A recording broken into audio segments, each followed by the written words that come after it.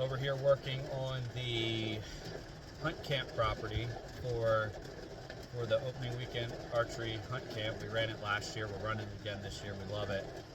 This is what my weather looks like right now.